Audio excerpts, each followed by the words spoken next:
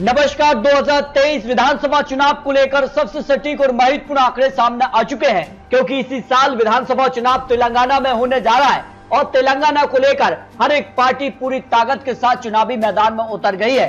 क्या इस बार महागठबंधन बनेगा या बीजेपी कहीं ना कहीं ये दावा करी कि इस बार तेलंगाना में वो सरकार बनाने जा रहे हैं, लेकिन के चंद्रशेखर राव और कांग्रेस, इसके अलावा अजुद्दीन ओवैसी भी यहाँ पर महत्वपूर्ण हो जाते हैं। तो ऐसे में क्या महागठबंधन बनेगा या फिर कुछ नया आंकड़ा देखने को मिलेगा? ओपिनियन पोल के आंकड़े के हिसाब से भी यहाँ काफी खलबली देखने को मिल रही है, क्योंकि इसी साल 9 राज्यों में विधानसभा चुनाव थे, जिनमें से 4 राज्यों पर विधानसभा चुनाव हो चुके हैं, लेकिन 5 राज्य अभी भी बाकी हैं और इन राज्यों के आने वाले लोकसभा चुनाव के लिए भी महत्वपूर्ण आंकड़े माने जा रहे हैं। जिनमें अगर बात की जाए अब तक जो चुनाव हुए हैं, मेघालय, नागालैंड, त्रिपुरा में, जहां त्रिपुरा में बीजेपी को पूर्ण बहुमत मिला है, लेकिन मेघालय और नागालैंड में गठबंधन के तौर पर हैं, जबकि कर्नाटक में कांग्रेस ने पूर्ण बहुमत हासिल किया है। और ऐसे में इस चुनाव के नतीजे भी काफी महत्वपूर्ण माने गए हैं। और कहीं न कहीं तेलंगाना में अब क्या कुछ हलचल है, क्योंकि अब पूरी ताकत के साथ बीजेपी या तेलंगाना में विधानसभा चुनाव में उतर गई है, क्योंकि दक्षिण भारत राज्य हारने के बाद अब तेलंगाना में बीजेपी कहीं न कहीं जीत के साथ या अपना खाता खोलना चाहेगी। अगर बात की जाए तो बीजेपी के जीत के दावे के पीछे कुछ महत्वपूर्ण आंकड़े भी सामने आ रहे हैं। लोकसभा चुनाव 2019 में 4 यहाँ पर जो लोकसभा की सीटें हासिल की थी, इसके साथ ही 19 से ज्यादा यहाँ पर विधानसभा क्षेत्रों में बीजेपी को बढ़त रही थी और इसी तर्ज पर बीजेपी दावा करी कि वो यहाँ जीत दर्ज करने जा रहे हैं। लेकिन इसके अलावा अगर बात की जाए तो जो इससे पहले यहाँ हैदराबाद म्युनिसिपल कॉर्पोरेशन इलेक्शन रहा था, उसकी अगर बात की जाए तो यहाँ टेरस ने 55 सीटों पर जीत हासिल की थी 150 सीटों में से, और बीजेपी ने 48 सीटों पर जीत हासिल की थी। एआईएम पार्टी को 44 सीटें, कांग्रेस को 2 सीटों पर जीत मिली थी। ये कुछ महत्वपूर्ण कारण है कि बीजेपी एक बड़ा दावा कर रही है और बीजेपी का वोट शेयर और टेरस का वोट शेयर में भी ज्यादा अंतर देखने को नहीं मिला था। जो यहाँ म्युनिसिपल कॉर्पोरेशन इलेक्शन रहा था 35% वोट शेयर रहा था, और इसी तर्ज पर बीजेपी दावा कर रही है कि तेलंगाना में वो बहुमत का आंकड़ा अपने दम पर हासिल कर सकते हैं। इससे पहले हुई है यहाँ पर विधानसभा चुनाव की बात की जाए 2018 में, तो 88 सीटें यहाँ पर तेलंगाना राष्ट्र समिति के पक्ष में रही थी, यानी टेरस के पक्ष में रही थी, जबकि 19 सीटें कांग्रेस के पक्ष में, 7 सीटों पर एआईएम पार्टी ने जीत हासिल की थी, 2 सीटों पर टीडीपी और बीजेपी ने 1 सीट हासिल की थी। 1 सीट के दम पर क्या बीजेपी बहुमत का आंकड़ा अपने दम पर हासिल करेगी? क्योंकि बीजेपी यहाँ पर त्रिपुरा में ऐसा कर चुकी है, 1 सीट के साथ बीजेपी ने यहाँ पर पूर्ण बहुमत की सरकार बना ली है। लोकसभा चुनाव 2019 में भी यहाँ टेरस को 41% वोट शेयर, कांग्रेस को 29 और बीजेपी को 19% वोट शेयर मिला था। 4 सीट उनके पक्ष में गई थी। कहीं न कहीं अब काफी माहौल बदल चुका है और बीजेपी कर्नाटक चुनाव हारने के बाद ये दावा करे कि अब तेलंगाना में वो पूर्ण बहुमत की सरकार बना सकते हैं। तो किसके दावे में कितना दम है, इस पर कुछ महत्वपूर्ण आंकड़े सामने आ रहे हैं। वर्तमान अगर बात की जाए तो मुख्यमंत्री के कामकाज से कितने लोग संतुष्ट नजर आ रहे हैं? हाँ कहने वाले 48%, नहीं के तौर पर 36%, पता नहीं ऐसे 16% लोग आ जाते हैं।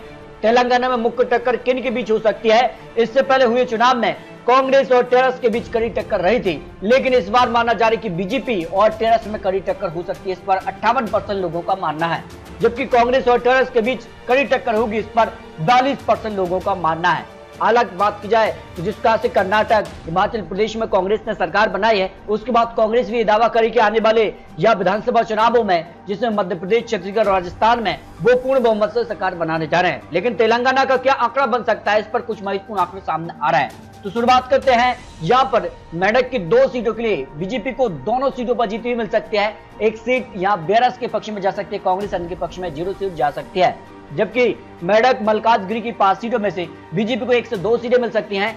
यहाँ पर बेरस की बात की जाए तो 3 से 4 सीट उनके पक्ष में जा सकती है, कांग्रेस अन्य के पक्ष में या 0 सीट जा सकती है। अगर बात की जाए महबूब नगर की 5 सीटों में से बीजेपी को यहाँ 102 सीटें जा सकती हैं, बेरस को यहाँ 2 से 3 सीटें जा सकती हैं, कांग्रेस अन्य के पक्ष में 0 सीट जाने की संभावना हो सकती है। अगर बात की जाए मंचरियाल की 3 सीटों में से बीजेपी को यहाँ 0 से 1 सीट जा सकती है, बेरस को 1 से 2 सीट, कांग्रेस अन्य के पक्ष में 0-0 सीट जा सकती है। इस तरह से अगर बात की जाए तो कड़ी टक्कर यहाँ बीजेपी और यहाँ पर टेरस के बीच देखने को मिल सकती है, जो अनुमान दिखाई दे रहा है। अगर बात की जाए यहाँ जयगतियाल की 3 सीटों में से तो बीजेपी यहाँ पर 1 से 2 सीटें जा सकती है, 1 सीट यहाँ पर बीआरएस के पक्ष में, 1 सीट कांग्रेस के पक्ष में भी जा सकती है। जबकि अगर बात की जाए निजामाबाद की 6 सीटों में से बीजेपी को यहाँ 2 से 3 सीटें जा सकती हैं, बीआरएस के पक्ष में 1 से 2 सीट, कांग्रेस को यहाँ 1 सीट, अन्य की बात की जाए तो 0 सीट जा सकती है। जो अनुमान यहाँ पर जो है तेलंगाना को लेकर लगाया जा रहा है। जबकि अगर बात की जाए महबूबाबाद की 2 सीटों में से बीजेपी को यहाँ 102 सीटें मिल सकती हैं, बेरस को यहाँ 0 से 1 सीट जा सकती है, कांग्रेस के पक्ष में 0 सीट जाने की संभावना हो सकती है। जबकि अगर बात की जाए कुमारम भीम की 2 सीटों में से बीजेपी को 0 से 1 सीट यहाँ पर बेरस के पक्ष में 1 सीट कांग्रेस के पक्ष में भी जा सकती है, यानी त्रिकोणीय मुकाबला यहाँ कुमारम भीम में देखने को मिल सकता है, जो अनुमान यहाँ पर लगाया जा रहा है। जबकि अगर बात की जाए खम्मम की 5 सीटों में से बीजेपी को यहाँ 1 से 2 सीटें जा सकती है, टेरस यहाँ सबसे ज्यादा 2 से 4 सीट भी जा सकती है, कांग्रेस के पक्ष में 0 सीट जा सकती है, यानी सीधे तौर पर बीजेपी और टेरस के बीच ही कड़ी टक्कर यहाँ देखने को मिल सकती है। करीमनगर की 4 सीटों में से बीजेपी को यहाँ 102 सीटें मिल सकती हैं, बेरस को 2 से 3 सीटें, कांग्रेस के पक्ष में 0-0 सीट जाने की संभावना यहाँ दिखाई दे रही है। जिस प्रकार की यहाँ पर चुनावी हलचल देखने को मिल रही है, उसी बीच के जो आंकड़े हैं वो भी काफी चौंकाने वाले देखने को मिल रहे हैं। कमाराम रेड्डी की अगर बात की जाए 3 सीटों में से, तो यहाँ बीजेपी को 1 से 2 सीटें जाने की संभावना हो सकती है, बेरस के पक्ष में 1 से 2 सीट और या कांग्रेस को 0 से 1 सीट की संभावना हो सकती है, 1 सीट अन्य के पक्ष में भी जाने की संभावना, यानी त्रिकोणीय मुकाबला यह देखने को मिल सकता है। अगर बात की जाए जुगलमा अग्रवाल की 2 सीटों में से बीजेपी को यहाँ 1 से 2 सीटें मिल सकती हैं, बेरस के पक्ष में या 1 सीट और कांग्रेस अन्य के पक्ष में 0-0 सीट जाने की संभावना हो सकती है। इस तरह से अगर बात की जाए तो काफी चौंकाने वाले आंकड़े बन रहे हैं तेलंगाना को लेकर, जो अनुमान दिखाई दे रहा है।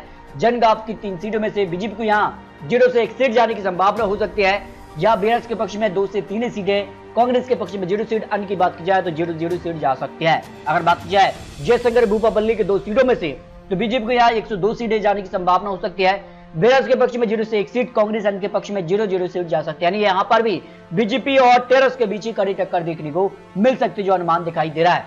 अगर बात की जाए पेराबल्ली की 3 सीटों में से बीजेपी को यहाँ 102 सीटें जा सकती हैं, बेरस के पक्ष में यहाँ 0 से 2 सीट भी जा सकते हैं, कांग्रेस के पक्ष में 0-0 सीट जा सकती है। अगर बात की जाए रजत सिलसिला की 2 सीटों में से बीजेपी को यहाँ 0 से 1 सीट जा सकती है, बीआरएस के पक्ष में 0 से 1 सीट, कांग्रेस के पक्ष में 0-0 सीट जा सकती है। इस तरह से अगर बात की जाए तो यहाँ पर भी कड़ी टक्कर देखने को मिल सकती है। निर्मल की 3 सीटों में की बात की जाए तो बीजेपी को यहाँ पर 1 से 2 सीटें जा सकते हैं, बीआरएस के पक्ष में 0 से 1 सीट जाने की संभावना हो सकती है, कांग्रेस के पक्ष में 0-0 सीट जा सकती है।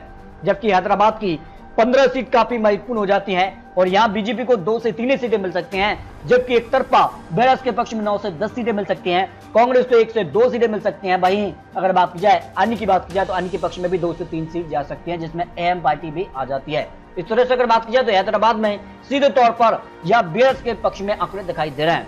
नगर कर्नूल की 3 सीटों में से बीजेपी यहाँ 1 से 2 सीटें जा सकती हैं, बेरस के पक्ष में 0 से 1 सीट जा सकती है, कांग्रेस अन्य के पक्ष में 0-0 सीट जा सकती है। नलगोड़ा की 6 सीटों में से बीजेपी को यहाँ 2 से 3 सीटें और बेरस के पक्ष में 2 से 4 सीट जा सकती हैं, कांग्रेस अन्य के पक्ष में यहाँ पर भी 0-0 सीट जा सकती है। यहाँ पर भी बीजेपी और टेरस के बीच कड़ी टक्कर देखने को मिल सकती है। जबकि अगर बात की जाए वरंगल ग्रामीण की 2 सीटों में से बीजेपी यहाँ पर 0 से 1 सीट यहाँ बेरस के पक्ष में, और अगर बात की जाए कांग्रेस अन्य के पक्ष में 0-0 सीट जा सकती है। वरंगल अर्बन की 3 सीटों में से बीजेपी को यहाँ पर 0 से 1 सीट और बेरस के पक्ष में 1 से 2 सीट जा सकती है, यानी सीधे तौर पर बीजेपी और यहाँ पर टेरस के बीच कड़ी टक्कर देखने को मिल सकती है। जिस प्रकार के आंकड़े यहाँ बनते नजर आ रहे हैं, बनारस पार्टी की 1 सीट पर बीजेपी और टेरस के बीच कड़ी टक्कर यहाँ देखने को मिल सकती है। विकाराबाद की यहाँ 4 सीटों में से बीजेपी यहाँ पर 102 सीटें मिल सकती हैं, बेरस के पक्ष में 102 सीट, अन्य की बात की जाए तो 0 सीट जा सकती है, यानी यहाँ पर भी बिल्कुल कांटे की टक्कर देखने को मिल सकती है। सिद्दीपेट की 4 सीटों में से बीजेपी यहाँ पर 1 से 2 सीट जा सकती है, बेरस के पक्ष में 1 से 2 सीट, कांग्रेस अन्य के पक्ष में 0-0 सीट जा सकती है। सूरपेट की 4 सीटों में से बीजेपी को यहाँ पर 1 से 2 सीट मिल सकते हैं, टेरस के पक्ष में 2 से 3 सीटें, कांग्रेस को यहाँ पर 0 से 1 सीट की संभावना दिखाई दे रही है, अन्य की बात की जाए तो 0-0 सीट जा सकती है। इस तरह से अगर बात की जाए रंगारेड्डी की भी 8 सीटों में से यहाँ पर बीजेपी को 2 से 4 सीट मिल सकते हैं, 4 से 5 सीट बीआरएस के पक्ष में, कांग्रेस के पक्ष में 0 से 1 सीट जा सकती है।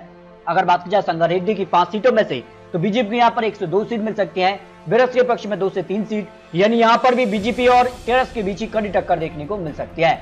इस तरह से अगर बात की जाए तो तेलंगाना को लेकर जो 119 सीटों का जो चुनावी अनुमान सामने आ रहा है, उस हिसाब से अगर बात की जाए तो बीजेपी यहाँ पर 30 से 45 सीटों के आसपास दिखाई दे रही है, 10 सीटें प्लस माइनस यहाँ पर देखने को मिल सकते हैं।